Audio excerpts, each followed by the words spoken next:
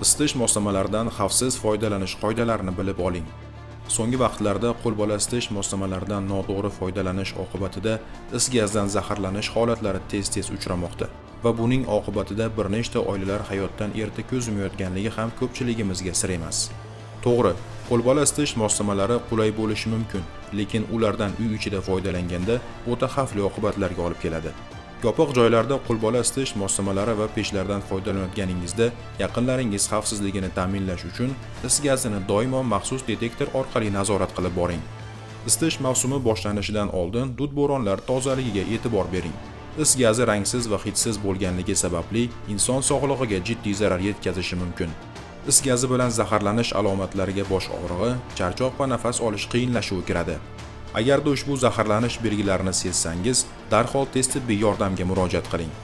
Unutmang, har qanday chalayongan modda o'zidan is gazi chiqaradi. Buning oldini olish uchun xonani doimiy ravishda shamollatib hamda xonadoningizdagi pechkangizni texnik xizmat ko'rsatishga yaroqliligini muntazam nazorat qilib turing. Qo'lbola isitish moslamalaridan foydalanishda hushyor va ehtiyotkor bo'ling. Xavfsizligingiz o'z qo'lingizda. Xavfsizlik haqida qo'shimcha ma'lumotlar olish uchun 1101 qisqa raqami va 71 239 16 85 ishonch telefonlariga murojaat qiling.